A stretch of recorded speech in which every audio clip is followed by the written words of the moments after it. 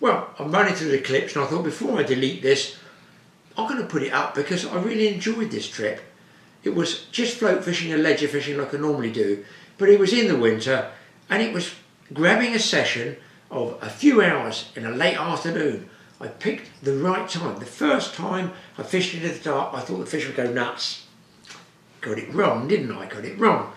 Second time, I picked up a few more fish. And it just goes to show the fish don't have to be big to be fun.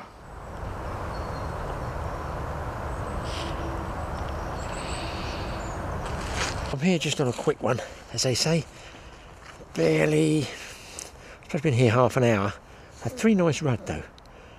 No carp, very, very still. I'm wondering if I should come back with maggots. It's just at that time in the winter when it changes over from what I call big baits, which I'm on bread, big hooks, big baits, to small baits, small hooks. You've got to do these little trips, you know, just to see when the bites are coming. And there's a beautiful mist coming up over there. A few anglers fishing, haven't seen one fish called little perch, tell a lie, little perch. But anyway, I'll see if I can catch one of these rudd for you. They're really nice looking fish. But I'm on an Avon rod, like free lining bread, touch ledgering. It's the only way I can get them. I can't be bothered to change to a float because it'll be dark in about 20 minutes. So I might have to come back on another trip and try and get some of these rudd in a net and show them to you because they are really nice fish. They're not real monsters, but they're very good stamp and in good condition. I'll see if I can at least catch you one. You can see the light's still on there. Very, very small bite. I've struck at a couple of mist, and I think that's what they are, small rudd. So I'm figuring it should be maggots, casters, that type of thing, a small loose feed. Got floating crust out there. Occasionally they come and nibble on it. Got fish on, and ironically, because I said I'm going to catch you a rudd, it looks like I've got a skimmer bream. There we go. Look, it's still a fish. In the winter, you're grateful for anything. It's going to flip water all over the lens. I think I've got a rudd on for you. Oh, I just wish I had a match rod and a nice float. Some maggots. Well, I'll catch them on bread, so does it matter? Look at the size of this rudd. In the winter, it is. Hope it doesn't flick all over the lens. That is a pretty nice fish, isn't it? Actually, it's a pretty fish. But a match one. I mean, they don't allow match fishing here as far as I know, which is good. Really good. That's why the fish are in good condition. You could probably get a good bag of these. So for the youngsters, telling the difference between a roach and a rudd. The rudd has a protruding lower jaw, the roach doesn't. Dorsal fins a little bit farther forward on the roach, I feel, farther back on the rudd. Of course, those lovely red fins there. Well, I'll tell you what, it's a good sussing out session because I'm going to come back, definitely, with a match rod. Okay, so just so you know, I'm just using free lining. I've actually had a BB shot on there. I've taken that shot off and I've got a piece of flake here. Put it through the hook once, roll it around, and I pinch it tight, but only on the eye of the hook. So you do not want it masking that point of the hook. You want it to fluff up in the water and just stay on the hook by the eye. And obviously, I'm not going to be casting this too far, am I? I'll just dip it once and I'll swing it out about 2 rod lengths. That's all I'm getting. I'm putting the line across my finger. I'll touch ledgering. And my ledger rod on the left, that one's got a BB shot on it, just to sort of pinch it on the bottom. And I've got a bobbin on it, and it's on the buzzer, in case there's anything bigger there. And I've got some mashed up bread, quite a bit of mashed up bread, half a loaf. What we call slop, stodge they call it when we go river fishing for chub. They call it stodge down in on the Dorset Sterry. They say you're going stodging. Float fishing with bread. Just had a tap there. And I'm just tightening up to this free line bread. And unusual as it seems, I'm actually getting the rudd on the way down or on the bottom. But it's going to get dark in a minute. Beautiful mist coming up through there. It's lovely and still. I'm amazed there's no carp going up on the top, but they're not. I mean, just look at the mist coming in across this water, just rolling in there. I can't believe there's not a carp down there, but there's not at the moment. And there's no bubbles in the swim where I've put all the bread in. Unusual, got a pheasant over there in the copse. Are the owls in the daytime? I've heard quite a few owls, not just here, all over in the daytime, which seem to be a lot of owls about this year. There's a rudd out there. I've got some crust all over the place and they're just nipping at it. I guess the water's a little bit too cold for them to take off the top.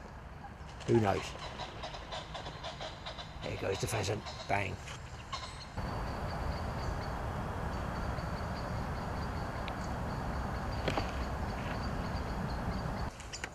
Well, the lights pretty well going now.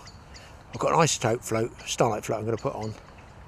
I just have the last 20 minutes here, but I think, although there's a little rudd coming up on the top, on the bits of bread, no carp or anything, you can give it half an hour and I think I'm going to come back, because I slipped up. I didn't give myself enough time to actually get set up and get the swim going. I thought it would naturally come on at night and it hasn't. So I think I've got to come back here. Fingers crossed, get to show you some really nice rudd. But as usual, I'm going to give it another 20 minutes, half an hour. Well, I'm last one on the fishery. We can't even see me there, but you might be able to see, yes, this. I've just tied on with a bit of fishing line one of those starlight tops. We're using these squid fishing recently, and I've frozen that one because they're liquid in there. Don't forget the two liquids that you mix and crack a file and mix the two liquids together. So being liquid, you can freeze them. And that is one that has been used for catching squid, and now it's going to be used for catching whatever, maybe rudd, who knows. I've got to give it a little bit longer. This fog there, if I can just turn my head camera around, my torch, it's pitch black, and I call this one, there you go, probably won't focus the camera, on a nightlight float, starlight float tied to the top. It's actually an ordinary float, ordinary waggler, tied to the top, and I've had several rudd now. So, good sized fish, and I shall be back with a float rod. Oh, it looks quite spooky like this, doesn't it?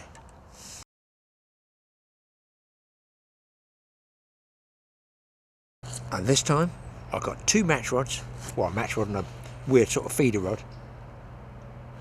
I've moved upswim about the other side of a bush. I've got all the stuff out of my freezer, frozen sweet corn, frozen maggots, frozen stuff, all the rubbish clear out, but small. I've got a single stem waggler float, because I want sensitive bites.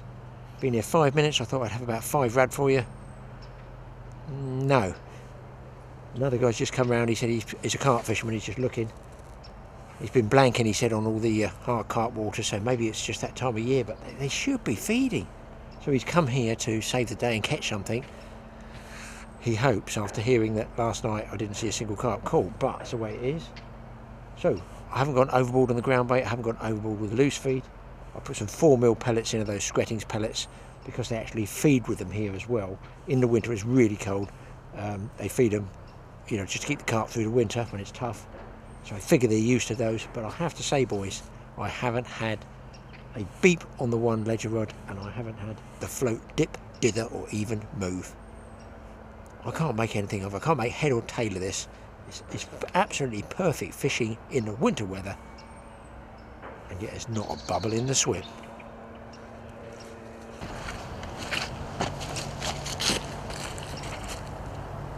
Hang on, the float missing.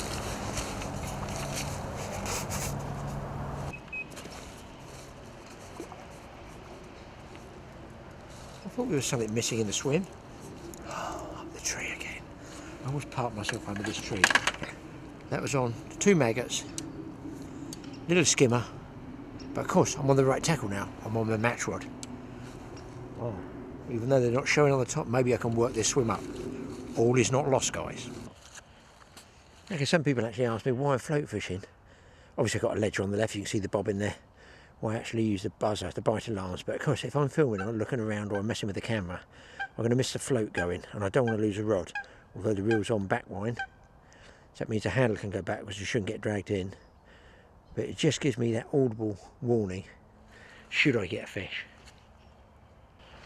Now I've also, even though it's winter, I've put bread crust, floating bread out there, bits of sort of 1-inch square bread, sopped up, thrown out in various places, because there's every chance that could bring the run up towards the surface. When they nibble on that, I can start shallowing the float up and fishing shorter and shorter and shorter, and hopefully get the rudd. At the moment I'm starting deeper, so I see no movements on the surface. Well, over here in the chuck wagon, that's all I've got for my own grub. I've got to make sure I don't throw my own sandwiches in. I've got just sliced bread, nice healthy Robinson's fruit and barley orange juice there. Couldn't be bothered to make tea, it's that mild. So I'm breaking up this and throwing it on the surface, but I'm holding back the crust in case something bizarre happens. Actually, I should open my unhooking mat in case it means I'm going to get a bigger fish. Are you guys superstitious like this? Anybody out there do the same thing, have a little routine they go through? It could be good luck, could be bad luck. Then, in the bucket here, I've got, these are frozen casters, frozen maggots from a previous trip. And of course you can use those on a barbless hook because they won't wriggle off. I might try some of these things which are called jelly pellets, which I've frozen about 9 times. I've got these things, I'm not selling them, you know, like these people that plug all their baits. I thought I'd put my thumb over it, they are. They're called match mints, they're a minty flavoured 7 and 9mm pellet. But at the moment I can't get them to stay on the hook, so whether they have to be banded or whatever, I don't know. That's got white amino on it. Allegedly good for bream. What else have we got down here in the rubbish? Oh my god. Oh no. What's in here? Bits of old ground bait, mixed up, bread and bran from previous trips, frozen. In fact, that's still got ice in it. And down below that I've got... Now they're floating casters because they've gone black, so they should float. Let's try them down here. And they sink. A few floaters. We're going to be throwing those out as well, but you can see out there all the bread I've got is untouched by man or beast. I have the lake to myself, and this other chap's just turned up and he's hoping to catch a carp from over there somewhere. Oh, I forgot to tell you, I've got a big bag of frozen supermarket sweet corn now as well. Not gone too heavy on it to feed, but I've got plenty of stuff to throw in here. But I'm gonna plumb this depth again. I sort of mentally remember how deep this swim was. So you get yourself a plumb bob, which if you could see it, is one of those. Get them from your tackle shop. I'll show you how to use it. You just basically put your hook onto that, through the eye, into the cork. So obviously this will pull the float right under because it's too heavy for that float. And then as it sinks under the water, the float, you lengthen your drop from your hook to your float a bit more, a bit more, a bit more, until the float just sits up. Then if you put it up too much, it will lay flat, unless you got the shot under the float, obviously like a self-cocking float, self-righting float we call it. So I'm going to say, because I've seen that drag and drift a little bit, that I'm possibly off the bottom. I might get more bites if I'm on the bottom. Let's give it a go. Nothing to lose. Reel for my ledger rod here. Just got, I think it's £5 line on it. That size is a 2500 ml old Aero, and my close face reel there is the one I'm using for float fishing. I think it's got £4 line on it, so I quite like the close face. Occasionally get the odd tangle internally where the line goes around the spring, and the rod cost me £1. I just had to get it from the refuse tip, gave the guy £1 for it, and put a couple of rod rings on. Had a lot of fish on it. Fish have barely got to move that, what, less than ½ an inch to give me a register of bite, and hopefully it's not going to drag out the swim too much.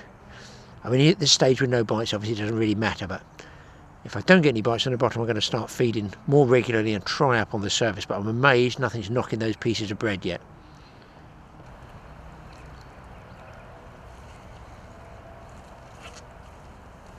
Well, there we go. Up the tree, out of the tree, and target species achieved, albeit not on the float. Can you believe this? On the ledger, hard on the bottom. Nice little rudd. Don't ask me what it's doing on the bottom. I don't understand it. I'm supposed to be fishing for rudd near the surface, and it's taking a ledger bait. Bunch of maggots. But I've had about 10 skimmers now. Didn't bother filming them for you. I think I missed one decent fish, but if I can get these rudd going, I'll be a happy bunny on a winter's day. And on the float rod as well, a skimmer. I wonder, is everything going to be coming on the feed? I've got barely, not even 2 hours fishing left.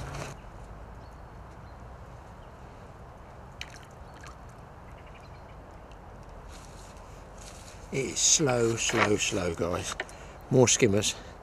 But at least getting rudd here. Do you know, it's one of those days where what we call scratching. You're just scratching to get bites. Changing hook sizes, changing baits, big baits, small baits, red maggots, white maggots. In fact, if I could catch a load of those all day, I'd be happy, but they are very, very patchy. However, that can be UK winter fishing. Well, seems like that little and often feed is paying off, and that's what I'm happy with. A nice big rudd. So, target achieved. Get the most that you can out of those mild days in the middle of winter. If it's mild, you've got to go for it. You've absolutely got to give it a go.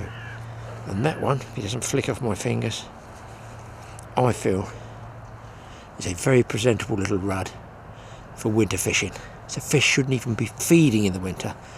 So Lord knows what's happening with our global warming, but I'm grateful for it. So what I am getting now is a bit of a sense of what they're actually taking. I mean, it could be late afternoon, which in the winter is always good, that last hour or so with the lights getting low, although it's been pretty cloudy all day today. And it appears to be 3 maggots. Doesn't matter if it's red or white, because they're frozen and dead anyway. And then follow up with some of those pellets and a few maggots in loose food. You get the bites pretty well within about a minute or so afterwards.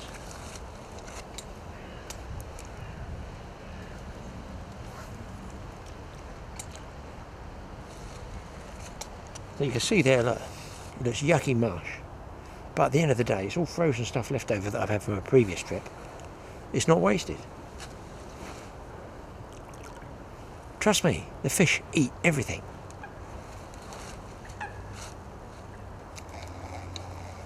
Come on. Oh, looks like a nice rudd.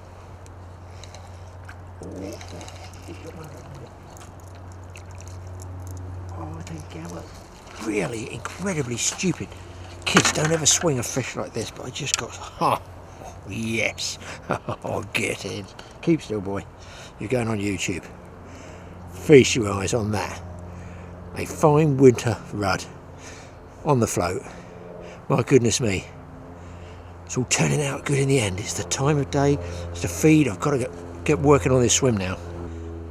In case I don't get another one, I think you'll agree that's a crackerjack fish for the winter.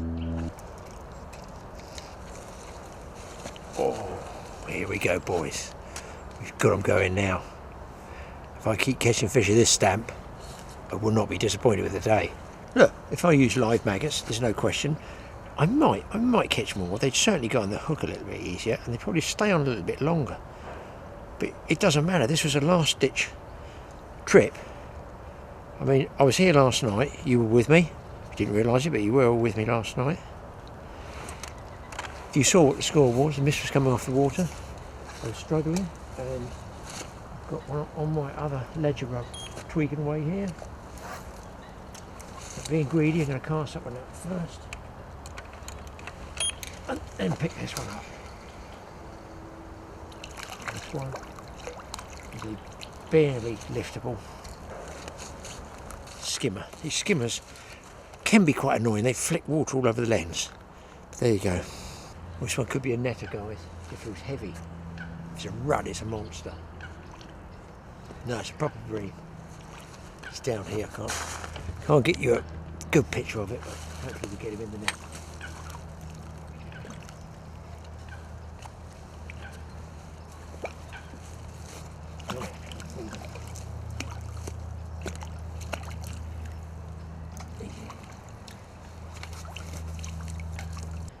But there we go. It turned into a good session, but I've literally got that one last golden hour. And boy, is that why they call it the golden hour? It is, isn't it? Another biggish bream, boys. Because we've got the landing at this side. Got my tangle sorted out. It was a horrendous nightmare.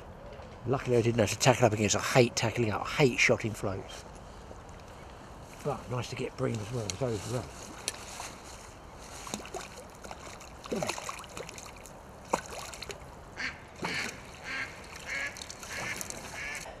It took me a while to get organised with what size baits to use. It's like bouncing between 2 and 3 white maggots seems to be doing the trick for me now. And as I say, plenty of those 4mm pellets going in on a regular basis. Long may it continue.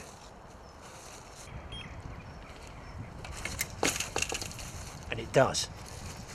Ledger's up. And I could barely work 2 rods at the moment. I've got a 3-rod ticket, that's a scary thing. Or licence they call it. Another nice rud. Wonder how long this will last. I can tell the weather's starting to blow up a little bit.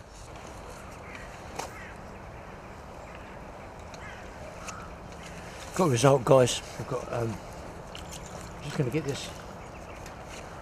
this skimmer off, who was skating my float across the surface, but on the ledger rod. Get one back. I've got him in the net here. Surprise for you. Get this out. This time of the day, you do not want to waste 1 minute. I've got the fish. This is a nice surprise for me. It's going to surprise everybody on YouTube. Here it comes. Oh my god, a nice perch. Bunch of dead maggots, just about to spike me. It's fin up for you. Bunch of dead maggots. Good little trip now, isn't it, eh? Goodness me. And it's still not dark yet. Fingers crossed, a few more bites to come. Better fish all together here, guys, on the ledger. Quite a decent sized bream, this one.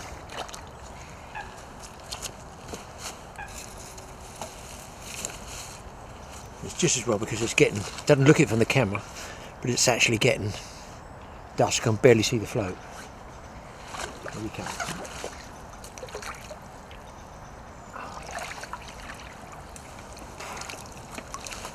Get this one on the mat and show it to you. This one's definitely fish of the day. Definitely. There he comes. A nice bream, people. What a session. Goes fin up for you as well. That's a nice looking fish. That was about 6 or 8 maggots on the ledger. I just saw the bobbing go up nice and smooth and slow. Actually, I thought I was going to miss a fish. It turned into this lump. What a session. I'm going to finish with this one and say thanks for watching the Totally Awesome Fishing Show. Watch out for my Its T.A. outdoor show, which is going absolutely mad. And I'm so pleased this guy hasn't flapped around and covered my face in bream slime. We'll see you again after I've had my last cast.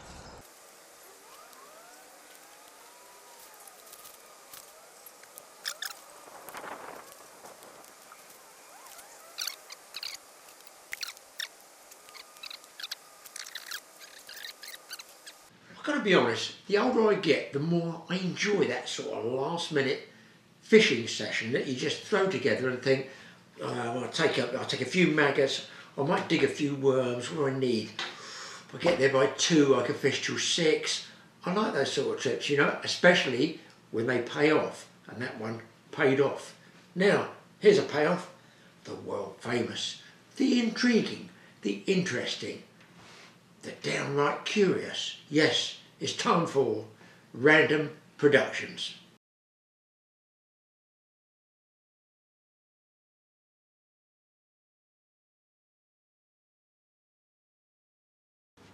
Hi Graeme, right, it's getting to that time here, the cold, wet, damp, horrible weather in the UK, and being cold and fishing doesn't mix in my head. I like to be warm, so I have the right clothing. Well, let's just say this, I've always told friends, there's no bad conditions for fishing, it's bad clothing. So get the clothing right, you'll be much more comfortable. I've just grabbed a couple off my shelf of different types, so ranging from thermals to just waterproofs, and we'll just explain a bit about the waterproofing and stuff like that, to how it works. So if we start this end, this is just a waterproof jacket. It's got windproof zips, so the wind doesn't blow through it. Completely waterproof.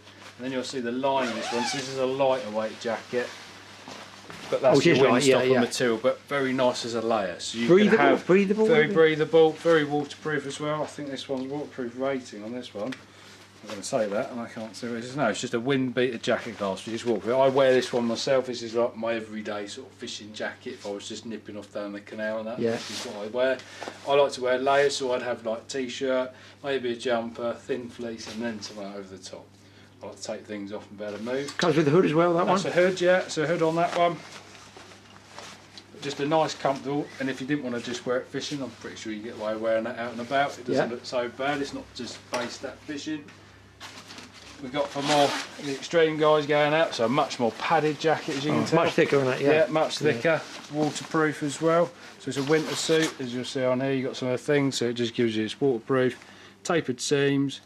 I can't see, insulated, stormproof, windproof, and a layer fit. So nice and comfortable. So these are the trousers. So these are just the trousers. Obviously, you get. Well, they're thick. They're Different versions, salopettes and trousers. I mean, that's a very warm, thick jacket. I mean, if the wind was blowing, I think you'd be quite warm with that. And although I'm going to say, oh, freshwater fishing, it's green. I'm wearing that on the beach. That one, to be honest, because it's got these trousers. Middle of December or something like that. Well, when the wind's blowing, it's cutting through the beach. It is freezing. Yeah. So lots of layers helps, and that nice thick padding helps. We'll show you those. So you can get these in different versions. These are by Tracker. That is just your waterproof or your padded waterproof trousers, so they'll be nice and warm as well. Which are a bit long for me, but very comfortable. You can get salopette versions, which is basically just like a bib and brace, so they'll be a bit higher to your chest. Straps. And have your straps, which keeps the bottom of your back really warm. That's true. Makes a big difference if you're out in the colder months. Yeah, that's good. So that's one type. We've got another one. So this is not a quilted. But again, it's a similar material to the other, but this is the 25k jacket. So we'll explain a bit about the weatherproofing. So 25k, if you can see on it. Yeah, I got it. Yeah, 25,000 millilitres, and it's basically to do with what that as a material can hold in water for the length of time. So it's to give you your waterproof ratings, which as you probably saw on that, you better either pause it on the video. It explains a little bit more about the lowest waterproof rating, to light rain, to waterproof, because anything they could say is a British waterproof standard at 3000k, yes, it's waterproof. Doesn't mean you're totally waterproof. If you stood out for 5 hours in the pouring rain, you're going to drive in. It's going to drive in through it. So to do with the tightness of the weave on the material, to how long you can stand out and not get wet for. Yeah. Okay. This again has got the windproof material. Yeah. Windproof zips. Handy having these little tags, and it's like a Lots sort of bivvy. Tags, yeah. So if you just want to cover up a little bit, you can. You can if you get really cold, over. then you can zip it. But that's a quick one. Quick one, and I like these. You've got lots of nice internal pockets for things that you don't want to get wet. You know, because sometimes I've had it. These are good because you've got all zippable pockets, which is great. They're waterproof tapered seams as well.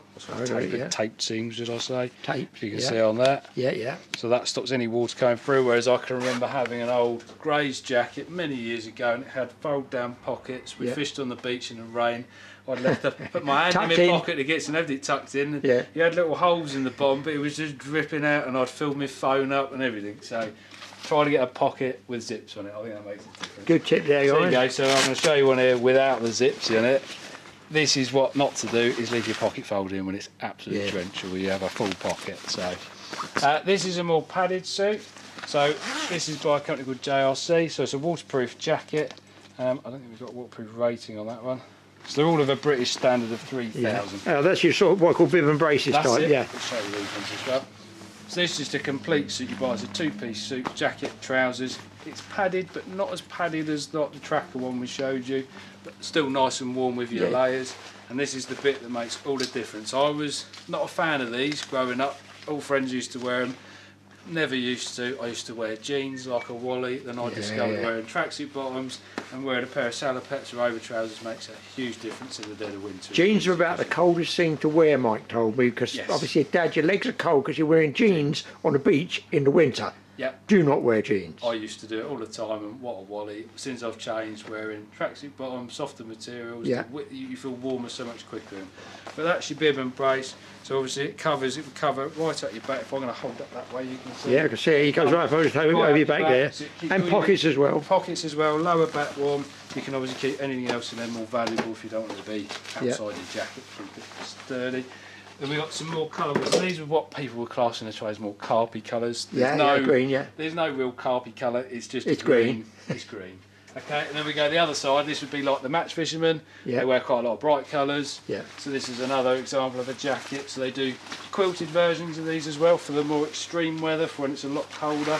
This is the 25k waterproof suit, which matches the ESP. This is Drennan on the match range. But you can see the jackets again. Lots of good zippable pockets. Tape seams again, and 25,000k waterproof rating. And again, that's your salopets. These are not quilted versions, they're not padded. Yeah. So I actually prefer a non-padded, and I would rather wear.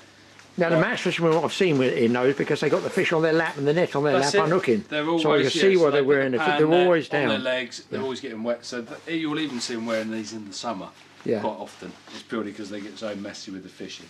You've got little pockets on these ones under zips, so it keeps them dry. So Graham, I've got to ask you this. As you say, here we are. This is freshwater fishing. Yep. There's a man going carp fishing. Yep. You've got to be in green so they can't see you. There's a man going in a match catching a lot of fish. Yeah. What, in turquoise? He shouldn't be catching anything, should he? He shouldn't be catching anything. I think the colour thing is more down to us. Yeah, personal thing. We've all gone, we're out fishing, hunting sort of thing. Everybody wears dark colours. Yeah. When you're not fishing, you're probably wearing light I like that one. I used to wear lots of bright stuff. Lots of bright stuff. Yeah. I mean, some guys like to be wearing brights. Like on the beach, you'll find a lot of bright colours, and I prefer something bright or reflective, something or other on the top. Especially when fishing with a friend, you can see where they are with the torch in the dark, and it makes a big difference. Especially fishing on the beach, a lot more dangerous than whizzing at 6 hours, 8 hours led around. Yeah. So colours. No, I wouldn't say that is for beach fishing or that is for match fishing, that's for carp fishing. I think as long as you're comfortable, you're warm, you're dry, that's what we're looking for in clothing. Got a couple of other things, just like zip up hoodies. This is what they call a heavyweight hoodie. You feel the thickness of that. Yeah. Very thick, very warm. Again, this is what they class as the match colours. It's Preston Innovations, which is one of their brands, but nice thermal, warm top, that one. And then this is what we call, you'll hear them called as under thermals, base layers. There's a few different names to use these. So this is just one example we've got here. An old one. So you'll get a top and trousers, and these are the things I never used to get into. And I've recently bought a new set. Probably a couple of years ago. I say recently. I only wear them twice a year when I get out. So that would be your base layer. You'd wear a t-shirt. Yes. You might wear that. Then you'd have your jumper over the top, then a jacket. You are very warm with that. That is very warm. I'd rather have smaller, light layers that you can take on and off than like 4 big layers or 2 big layers and you get too hot. Same with the trousers.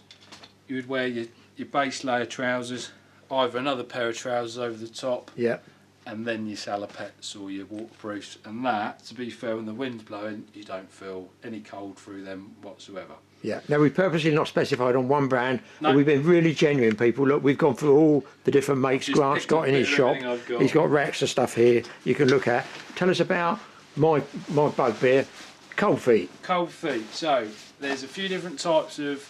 Oh, let me ask you. Are we going to interrupt this for an advert? No, we'll interrupt it for sort of an advert. Waterproofing material. Waterproofing material, right. That's something that you did ask me about earlier, and I did get you that. So I sell these in the shop. You can get them in most outdoorsy type shops, camping shops, things like that. So a lot of mistakes I've had with customers coming in and their wives have washed their coat, or they've put their coat in the wash themselves, they've put detergent with it. Yes. Unfortunately, what the detergent does, it gets into the material and makes it non-waterproof, it soaks through it. So then you end up with a jacket that you'll sit out in the rain and people moan now their jacket is no longer waterproof. It's because they've actually ruined the waterproof with the detergent. With the detergent. So what they actually do, they sell a thing called Nick Wax, which I'm sure some of you guys probably heard of. They do a waterproofer and they do a washing as well. So Tech Wash washes the garment, which you put a bit of it in your thing. It explains to you on the back the amounts to use. Actually, you wash with one, and then you wash in the waterproofer afterwards on a rinse. Oh, really? And then you hang your jacket out, and then your jacket will be completely waterproof. So one of the customers recently, his wife had done this, washed it. She said, "What can I do? I need to buy a new one." I said, "Well, before you buy a new jacket, is it not worth trying this for sort of £12 to £13 for the double kit? You can give it a go." She used it. It's just brilliant. It's fine. It's done the job. It's re-waterproofed it, and there you go. So this would be, instead of the old school I used to have, where you'd have, I would call them the barber type hard stiff jackets, like which you had to sort of spray or paint over. Yeah. That's all gone now, is it really? It's all gone. So I mean, some of them still exist on the wax jackets. It's been a big bit of our business here in the shop on barber wax clothing over the years, but I prefer breathable jackets. So when you wax something or spray it and block it all up, it might be waterproof, not let anything in. It's not breathable. breathable. So you've sealed it. Wet with sweat. So it's the lesser of two evils, to be fair. But that is something that definitely has made a big difference if you want to. Yeah, not be smelly with your clothing on the bank. It's different for something different for me to see. If we can go to the boot department. Yes, I will. Follow us down, and we should go and have a look at the boot. Right, there we go. So I've got a few boots here to show you what I sell in the shop. So we do normal walking boots. So there's a ladies version, it's a men's one, different types. Leather boot, more waterproof all the way through. Most of my boots in the shop are by Eagle and they are Gore-Tex lined. So they're not the cheapest boots, but they're very good quality. Vibram soles, so you don't feel stick stones roots when you're walking on top of things, which just gives you a more sturdy sole on the boot. Yeah. Okay, but then for other conditions of walking through long grass, things like that, we obviously do a high boot, which makes a difference, just that you're getting wet. Or for me personally, if I'm going to be walking lots of grass and wet, is wellies. Yes. Okay, so I'm going to show you some of the wellies I actually stock in the shop. These are probably our more signature wellies by Eagle. So these are all handmade in France. So what you pay for on a better quality wellie is you're paying for a boot sole. So you're paying for basically a boot foot but with a Wellington top. So when you walk, you've still got support in your feet, they're still soft, and you don't feel, again, sticks, stones and roots on the bottom like you do. So it's more rigid rather than flexible. Yeah, so it's a two-part wellie, not a one moulded wellie, which you'll find a lot of people mould a wellie in one sit-in, and that's the sole and everything in. They have a liner in them, you got this sort one of a liner? So this one has a liner, but it's sort of like what I class as my unlined version. Yeah. And that's what they call a standard boot by Eagle, a Parkour 2. And then you get a Parkour 2 Vario, which basically gives you a variation in the strap, which is here. Yeah. Which if you've got wider legs or easier access to just or if you've got thick trousers, like you've got that clothing up there, then you can't get them in. I've done that. Yeah. That way you can undo the buckle. You can undo the buckle and away you go. Alright, and then we've got, this is the luxury version, if you really like your feet. So this is a 5mm neoprene in there, neoprene, and that keeps your feet really warm. I wouldn't necessarily say your feet are ever hot, but you pair it well, like socks over socks, and then wore those, you don't get cold. And somebody said, are fantastic. with me, with these thermal ones like neoprene stuff now, that keeps, one person told me, he said, Graeme, it keeps your blood warm to your foot from up here. You think, I don't need it up here, I need it down there. No, it feeds it down. And you've got a long joint on that all the way down. Long joint. We also got another version, and these I haven't got them out. It's called an open zip, and they actually zip all the way down to here. So if you do have bigger calves and things, which some of the builder guys and that who are shooting sort of related, they can't fit their legs in the welly, so we do an open zip, and it's easy access if you've maybe got arthritis in your ankle. It's coming, it's coming. You can obviously access your welly. Now that one says it anti-fatigue. Is that for the lightness of the boot? Yeah, for the lightness of the boot, and it's to do with all of this round here. It's soft. Is it? Oh yeah, although it's sturdy, it's still very soft. And what you'll find is on a cheaper welly feels harder, it cracks. Yeah. Because the rubber cracks. It's a natural product, so the more they're in the light, stuff like that, they go. So I never store my wellies near the shop. We always have a display. Not out the window. No, we have a display there for the window, and that is all they're for. And we switch them around, and that's it. So, and then we go to really cold conditions. Okay, so this wellie is by Ski-Tex, which you guys would have heard of, a Ski-Tex moon boot. I haven't got the old style moon boot anymore, which they still make with a big. Really, used to have a separate liner in them or something. Some of them, didn't they? So this is the modern version of your moon boot. Okay, so these are all made in Poland. It's light, though, isn't it? It's made of a material like a croc. Yes, I know the crocs. Yeah. So it's a two-part. So you've got nothing in there. Okay, it's very light. The only thing I would say very is light. Yeah. Your sole on there is a one mould, but if you have a squeeze that going, you can see it's the same material as the top of the boot, right? And it's very good at insulating. Okay, so what it does, these are rated for down to -30. Wow. Okay, they keep your feet very warm. The only thing I say, if you're walking a long distance in them, you get hot feet, very hot feet. So more so on these, therefore, actually sort of like. You'd walk to your peg and then put these on. Yes, sitting in the cold type. What's the little tag in for the back? Tag. So these are for taking your boots off. Okay, so when one foot on top of the other. That's it, one foot on the other. But the only thing I would suggest is if you are wearing wellies a lot and boots and you want to actually take them off, is to invest in what we call a boot jack, which is one of these. Good idea. Yeah. And what a boot jack is, I think everybody I've supplied a pair of wellies to has ended up buying one of these. I leave mine in my car. Yeah. And if you're at the point of you can't bend your legs and your knees to pull your foot, you just put it on the floor. You put your foot on that one. Put your ankle in that one. Pull, and that's my shoe off, which is nice and easy. Whereas sometimes you'll find wellies get stuck on your foot. It's a suction thing. So very handy bit of kit. But what that stops you doing is putting your foot on the sole, constantly pulling on it, and over time, you won't with this one, but say I've not had it with these before because people normally use a boot jack, but if you kept sticking your foot in there and pulling on it, Yeah, pull the seal. you pull the seal out. I can see that now, yeah. Pull the glue apart from it, which is a real shame. So having a boot jack resolves all the issues and saves having a fight with the car and falling over on your back. So, and for what you pay for some of these top end Wellingtons, are they? For what you're paying there, you must well look after them. Yes, it's cheaper to buy one of those, isn't it? Of course it is, yeah, definitely. And these wellies will last you years. They're not something you're going to buy and all of a sudden you're out and then you're never going to be able to use them again. Are they wood, plastic? So these ones are plastic. We do wood ones as well. Yeah. So, but it's just light, very basic, very light. Chuck them in the car. I've got another type in my particular car. Got It fits on my my tow bar, and it's a little V hook, and I stick my foot in the tow bar. Oh, really? Pull my boots off like that, which I find a lot easier. Washable lines, they come out. So another little top tip that I learned that Graeme's probably had himself with removable lines, where is never leave your insert in your welly. Yeah. Because after you've fished for that time, you've built up condensation. Sweat, yeah. Condensation, yeah. And then what happens is you'll put your foot in next and think, oh, my boot feels yucky. damp. And it's because you haven't taken your liner out to dry. That makes a big difference. Obviously, you can wash these as well, which is a big help. And you can buy replacement liners as and when you need to.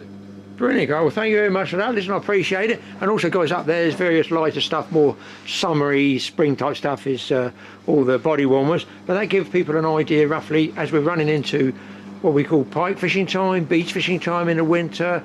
The next 6 months probably aren't going to be great for us in the UK. So anybody out there, just come in and see Grant or give you a shout. Yeah. And, you know, hopefully steer them in the right direction. Of course we will. No problem.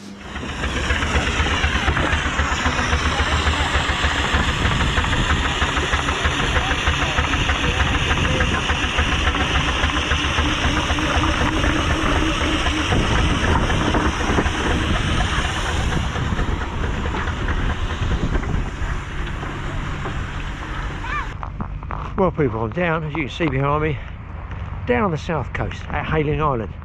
I'm waiting to see if there's any Harley Davidsons coming, big motorbikes. Apparently got a rally down here. Now on the seafront here at East Oak, it looks very, very, very fishy. Beautiful day, but it's one of those days where probably go down, unless you've got small hooks out, you probably catch nothing. But I've got to come down here. There's a bit of wind in the mic. I've got an umbrella I'm going to put up. But they got a little rally with some old cars, so while I'm waiting for the bikes, there's that, and there's an old train, touristy type train, but I think it's a steam engine train, so something old to look at, and that's what I like. Some old dustbins here as well, look, it says, look, there's dustbins, some old rubbish in there. It's all vintage, guys. But we'll have a walk along and see what's happening. So I got the brolly up, people, because you know what my camera's like for wind mic. And here we have, look, the iconic, the wonderful, the glorious, with a sticker from the American Auto Club, a Mustang. Oh dear, that's not good for Graeme to look at that, is it? For sale, MOT July 24th. Wow, that's a nice car. Nice the wheels. Do they call those profile wheels? Somebody tell me.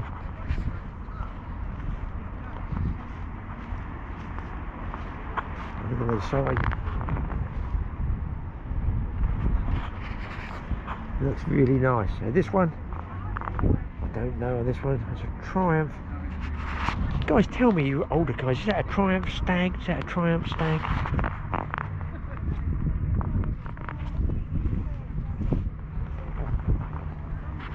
Got the nice old wood steering wheel.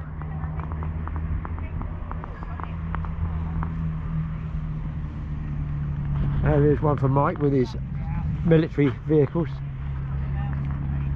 There it says, I know it's American, it's got USA and a star stamped on it.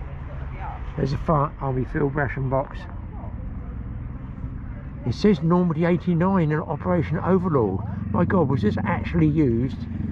Would that be the D-Day landing? Somebody tell me. So look, I can't see in there, I'm not going to climb in it, somebody's private property. This is a real sort of Private Ryan type of vehicle. Now, I find those leaf springs in there looking as though they're reversed. Should they not be up the other way? And there you go, you can put loads of stuff, I guess. Military personnel in the back. Unusual tow hitch there. I think I should have bought the fishing rods, people.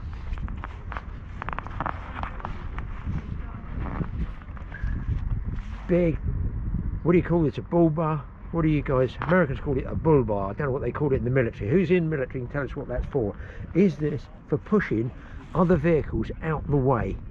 Okay, all this and much more needs to be known by Graeme, who's inquisitive. This is obviously to stop protection on the any damage to the radiator heating system there. Not sure what the canvas there is for, but I imagine this is to cover up the winch there. So it's a winch for pulling things out. So this is almost like a, would it be like a rescue vehicle years ago? Somebody in military, let us know. Again, to me the leaf springs, is that the way? I always thought it went the other way, maybe not. What do I know? Oh, oh, oh. Nice to see though. This looks like an American one, I'm guessing. I'm going to say, looks like it's as wide as my car is long. Got these sort of gull wing bits on the back there. Sorry about the umbrella, but you have no sound otherwise. Is it an Impala? El Camino. It's an El Camino. And some guys do these up and make hot rods out of them. Chevrolet, it says in there. Left hand drive. Is it auto? Yeah, it's not stick shift. This one looks more hot roddy to me. We're doing this while we wait for the bikes if they're going to turn up. Well, that is some gleaming engine there, people. An Offenhauser, which means nothing to me. Beautiful tracking and rods and all those things there. I don't know how they keep them in these conditions. This one's a Ford. There you go, open there, lovely engine, beautiful. It's got a pressure gauge inside there, which I've never seen before. Look at those wheels, how can they keep them so clean? Unbelievable. Oh, Trans Am, my cousin had a Trans Am. I imagine fairly fast. It always look cool, don't they?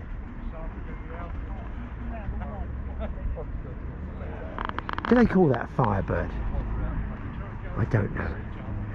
It's like nice leather seats there. There's the interior. I've been to the Goodwood Festival of Speed, and I bet it's got plenty of speed there.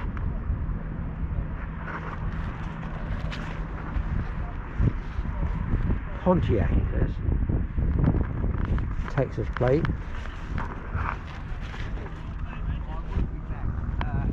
I can imagine that one's fairly fast. This one's like my uncle had one similar to this. I couldn't tell you what it is. Again, beautiful engines in there. Absolutely polished. You see these on the sort of Street Outlaws type programs when they do them all up and strip them out and make them into basically a sprint car. I think that's what we call sprint cars over here in the UK.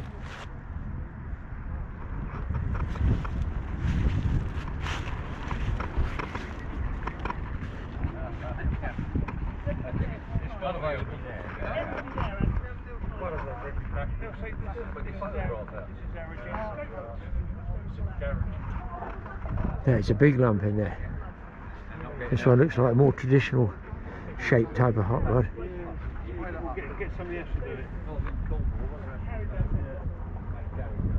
You can look by doing something like that. It says Ford on the plates, but what type it is, who knows? I don't know.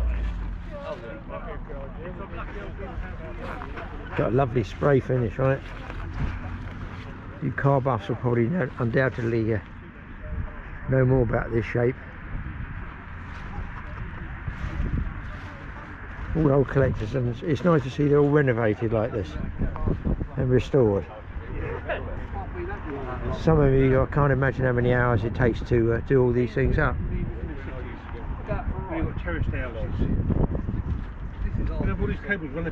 A Peach 47, this one's called. 1947 Chevrolet.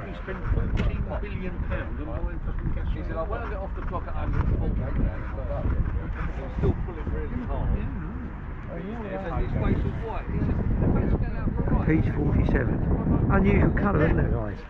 And what a weird lift-up system on the back here. trying to keep the umbrella so you guys can see this. Storage in there.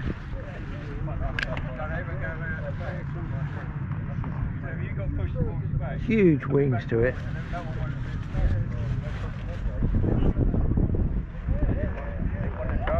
And that's the interior.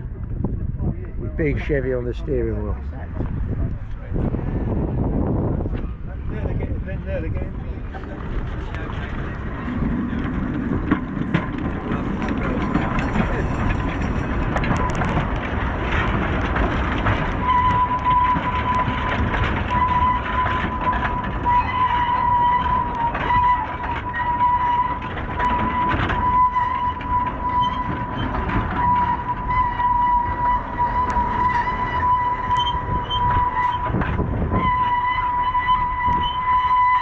Now, what's the mirror for down there? Tell me what that is. This one? Yeah. Is to see, in there is my level gauge for water, right? Oh, I see. So I can look at that from up here and see the level of the water. And that's how it was? That's how it was? Yeah, they had a system like that, yeah. And it's a direct drive, twin cylinder, double high engine, which is exactly the same as the originals. Yes. Drive into a differential on the back, so there's no clutch. So this is diesels, petrol. This is actually running. It runs on steam. The engine runs on steam. Yes. The heat is provided by kerosene. Gotcha. Yeah, that's my heating oil then. Yes, that's what I call heating oil. It's exact. That's what that is. A centrifugated burner. Originally, it would have been a petrol burner. Yes. Working for the heat source, but with this is it's a bit safer to have it as kerosene. And that's your pressure you have to run at there. What's that? 250 psi. Yeah. Bang. But it is at least 3 inches away from your bottom. 3 inches. Yeah, that's right. So, you'd be lifted up there, wouldn't you? Yeah. I'll let her go because we're going to follow these. Oh, okay. I'll let you go. I appreciate that. Thank you very much. Yeah, thank you. Thanks for the interest. Yeah, thank you. Yeah, okay. You can make tea with that underneath. Oh yes, tea, coffee, you there, mate. Hello.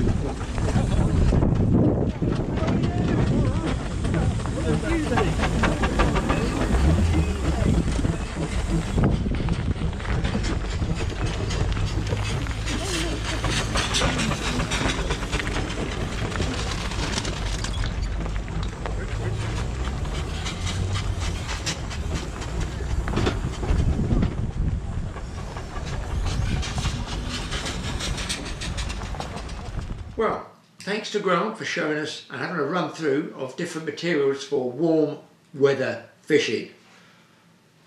I could put all of those on and I'd still be cold. Also thanks to those guys that did the classic cars and the old steam engines down on Hayling Island. That was a good little trip, I enjoyed that. So keep watching, there's going to be more stuff to come. Let us know if you like these random bits I put up. Listen, I've got plenty more to go up and I'm ploughing up as much as I can.